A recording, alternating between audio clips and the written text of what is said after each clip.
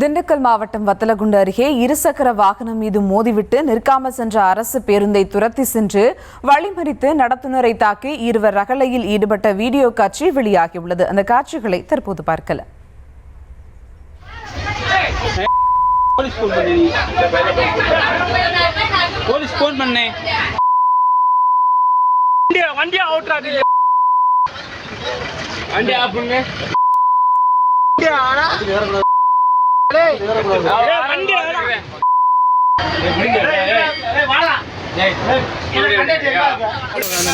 முன்னாடி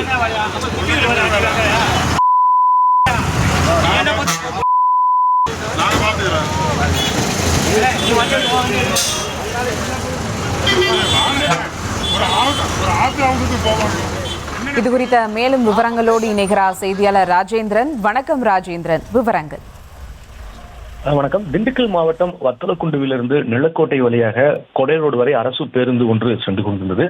வத்தலக்குண்டுக்கு அருகே வெங்கடாஸ்திரி கோட்டை அருகே சென்றபோது சாலையில் சென்ற இருசக்கர வாகனத்தின் மீது இந்த அரசு பேருந்து லேசாக மோதியதாகவும் அதில் அந்த இருசக்கர வாகனத்தில் பயணித்த இருவரும் கீழே விழுந்ததாக சொல்லப்படுகிறது. இதில் அவர்களுக்கு லேசான காயம் ஏற்பட்டிருக்கிறது.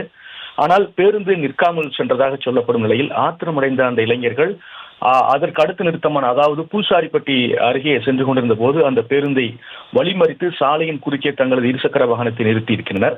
அது மட்டுமல்லாமல் அரசு பேருந்தின் ஓட்டுநர் இளையராஜா மற்றும் நடத்துனர் மைக்கேல் ராஜிடம் அவர்கள் வாக்குவாதத்தில் ஈடுபட்டதோடு பேருந்தை எடுக்க விடாமல் ரகளையில் ஈடுபட்டிருக்கின்றனர். அப்போது இவர்கள் ரகளை செய்வதை அரசு பேருந்தின் நடத்துனரான மைக்கேல் ராஜ் வீடியோ எடுத்ததாக சொல்லப்படுகிறது. நாங்கள் பிரச்சனை செய்து வீடியோ எடுக்கிறாயா என கூறி அவர்கள் மீது தாக்குதல் நடத்த முயற்சித்ததாக சொல்லப்படுகிறது.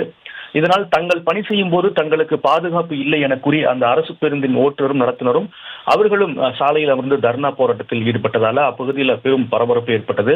போக்குவரத்தும் பாதிக்கப்பட்டதால நீண்ட தூரத்துக்கு வாகனங்கள் அணிவகுக்கும் நிலை ஏற்பட்டது. இதையடுத்து வத்தலக்குண்டு போலீசாருக்கு தகவல் தெரிவிக்கப்பட்ட நிலையில் அவர்கள் அந்த சம்பவத்திற்கு வந்து இரு தரப்பினரும் பேச்சுவார்த்தை நடத்தி கலைந்து புகச்சினர். அதே நேரத்தில் தங்கள் மீது அரசு பேருந்து மோதி விபத்து ஏற்படுத்தியதாக இருசக்கர வாகனத்தில் சென்ற இருவரும் தங்களை பணி செய்ய விடாமல் தடுத்ததோடு தங்களை தாக்கியதாக அரசு பேருந்து ஓட்டுநரும் நடத்துனரும் மருத்துவமனையில் அனுமதிக்கப்பட்டு சிகிச்சை பெற்று வருகின்றனர். இருதரப்பும் புகார் அளிக்கப்பட்டிருக்கும் நிலையில் அந்த வழக்கு பதிவு செய்து காவல்துறை அதிகாரிகள் விசாரணை மேற்கொண்டு வருகின்றனர். இந்த நிலையில் அவர்கள் அரசு பேருந்தை மறித்ததும் ரகளையில் ஈடுபட்டதும் அரசு பேருந்து ஓட்டுநரும் நடத்துனரும் போராட்டத்தில் ஈடுபட்ட காட்சிகள் தற்போது சமூக வலைதளங்களில் அதிகமாக பகிரப்பட்டு வருகிறது.